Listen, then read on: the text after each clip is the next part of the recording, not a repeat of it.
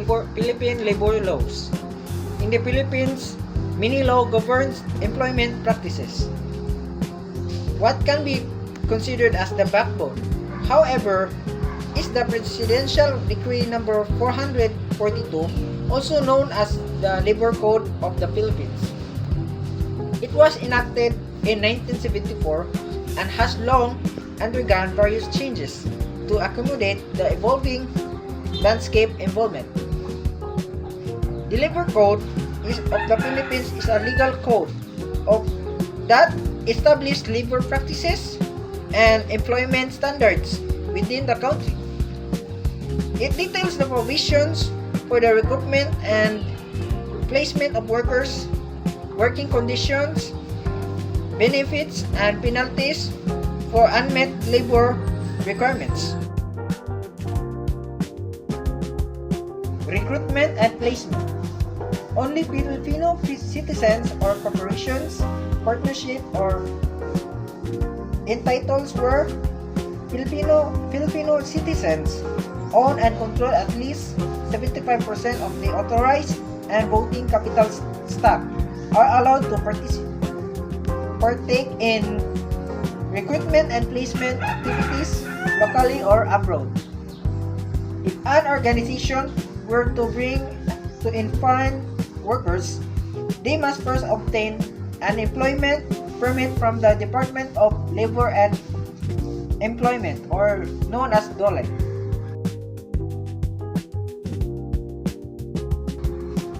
Conditions of employment. The conditions of employment cover many aspects as being employed in the country. Below are some of the key provisions. Working hours. Employees typically work 8 hours per day, 5 days per week.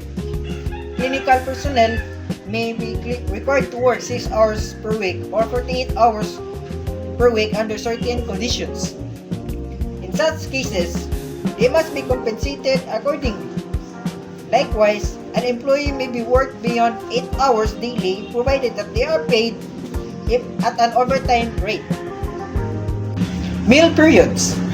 Employers have to provide employees with at least 60 minutes of meal period, non-compensable. Rest periods. Employers are required to give their employees at least 24 consecutive hours of rest after 6 consecutive working days. Paid holidays. The country recognizes several regular and special holidays where the employees need not to report for work but still receive their regular daily pay, wage or salary. Philippine labor laws require employers to pay employees at least the minimum wage. Currently, for non-agricultural industry, it's 610 pesos daily in Metro Manila. Other regions have different minimum wages. Note that working overtime on the established rest day and on approved paid holidays warrant just compensation as dictated by the law, usually at a higher rate. Service incentive leaves. An employee who has rendered a year of service in the company should receive at least 5 years of paid incentive leaves. Maternity leave. In the past, pregnant employees who have rendered at least 6 months of service in the past 12 months shall be granted at least 2 weeks of paid maternity leave before giving birth and another 4 weeks after. The government has passed a separate law in 2019, extended the paid maternity leave to 105 days. 13th month pay. The employer is required by the Philippine employment laws to pay 13-month pay equivalent to 1 month of the employee salary, provided they have worked the full year. They must be paid on or before the 24th of December.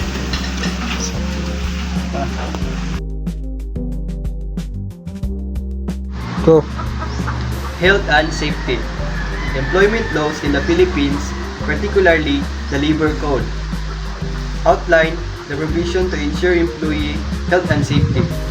The employer must ensure that their employees have access to emergency medical and dental services, and that their working conditions adhere to health and safety standards. The Labor Code also ensures that employees is promptly receive benefits in work-related disability or death. Termination of employment. A regular employee has a security of tenure, which means he or she cannot be terminated without just cause. Under the employment laws, an employer can only terminate an employee for first, fraud or deliberate violation of trust by the employee towards the employer or the employer's authorized representatives. Second is gross or habitual neglect of duties.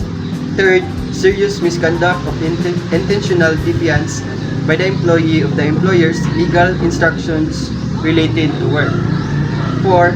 Committing a crime or offense against the employer, their immediate family or authorized representatives. In the case of retirement, the employee is entitled to receive his benefits and he earned under the existing legislations.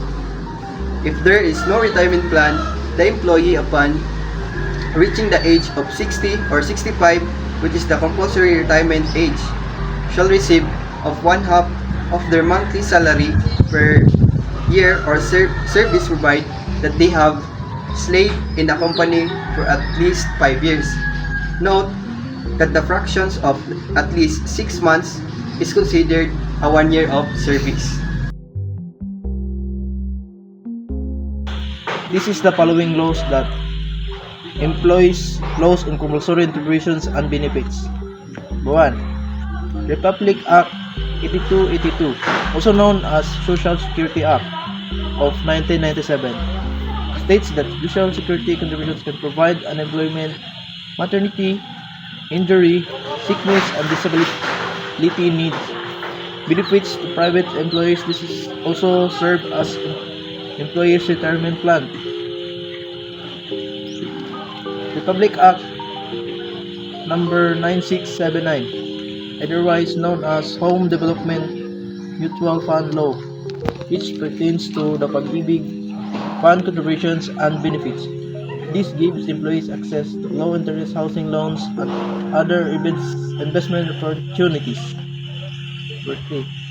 Republic Act number 10606, also known as National Health Insurance Act of 1995.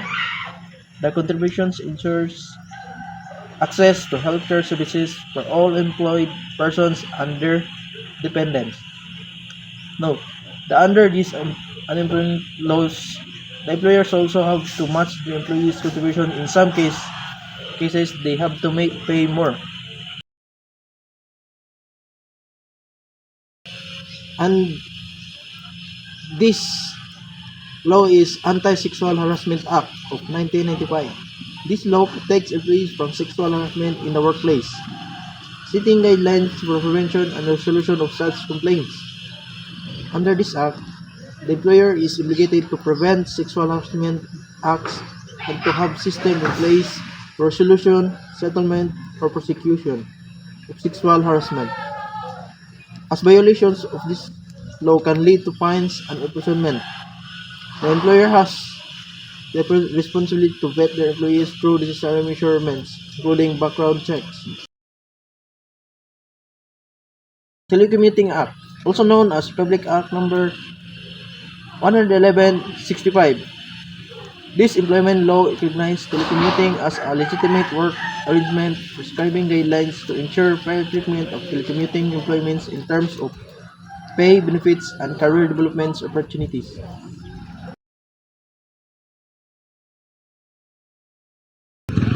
Data Privacy Act of 2012. The Philippine Data Privacy Act, popularly known as Republic Act number 10173, is a landmark legislation enacted in 2012 to protect individual personal data in information and communication systems in both the government and private sector. It establishes a comprehensive and strict privacy and security framework for the management of personal information, aligning with international standards on data protection. As companies process employee information during background checks, it's imperative that they are knowledgeable about this law